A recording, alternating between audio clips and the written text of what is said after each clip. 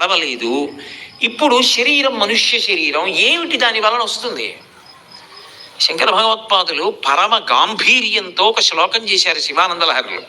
అందులో ఆయన అంటారు, నరత్వం దేవత్వం నగవన మృగత్వం మశకత పశుత్వం కీటత్వం భవతు విహగత్వాది జననం సదాత్వత్ పాదాబ్జ స్మరణ పరమానందలహరీ విహారాసక్తం చేత్రు దయమిహకింతేన వపుషా.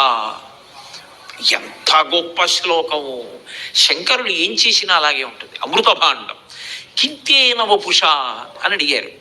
అది నిజానికి శంకరులు పరమశివుణ్ణి అడుగుతున్నది కాదు, మనకి చెప్పకుండా బోధ చేయడం. కొన్ని విషయాలు ఎలా ఉంటాయంటే, మీరు పరమ పవిత్రమైన మనస్సుతోటే ఒక మంచి మాట చెప్పారనుకోండి, కొంతమందికి అది ఇచ్చగించకపోవచ్చు. ఆయన అలా చెప్పడం ఏమిటి అని కోపం రావచ్చు. శంకర భగవత్పాదుల యొక్క ప్రజ్ఞా విశేషం ఏమిటంటే, నేను ఒకవేళ ఇలా చెప్తే నువ్వు చెప్పొచ్చేవాడివా అనేవాడు ఎవరైనా ఉండొచ్చు అని అది భగవంతుణ్ణి అడిగినట్టుగా అడుగుతారు. కానీ అది నేర్పుతున్నది మనకే వారు జగద్గురువులు.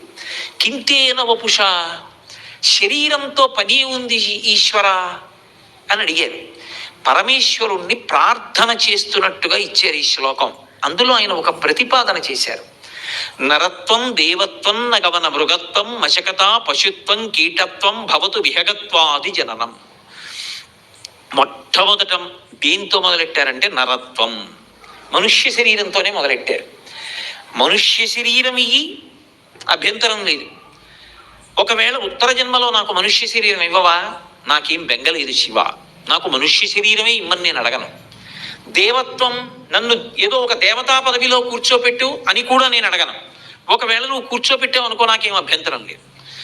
నరత్వం దేవత్వం నగవన మృగత్వం, నన్ను ఒక కొండని చెయ్యి, నాకు అభ్యంతరం లేదు. వన, నన్ను ఒక పెద్ద అరణ్యాన్ని చెయ్యి, నాకు అభ్యంతరం లేదు. నన్ను ఒక మృగాన్ని చెయ్యి, నాకు అభ్యంతరం లేదు. మశకత, ఆఖరికి నన్ను దోవం చెయ్యి, నాకేం అభ్యంతరం లేదు. పశుత్వం, నన్ను ఒక పశువుని చెయ్యి, పాశముల చేత కట్టబడిన దానిని చెయ్యి, నాకు అభ్యంతరం లేదు.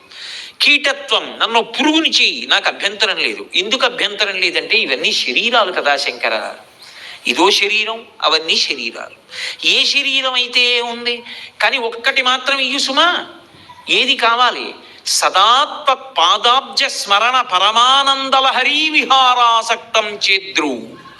నా మనసు మాత్రం నేను ఏ శరీరంలో ఉన్నా పర్వాలేదు, నీ పాదార విందముల యందు మాత్రం ఎప్పుడూ భక్తితో ఉండాలి. ఎటువంటి భక్తి? ఏదో ఉదయం పూజా మందిరంలోకి వెళ్ళినప్పుడు మాత్రమే అరగంట సేపు ఉండే భక్తి కాదు. సదా తత్పాదాబ్జ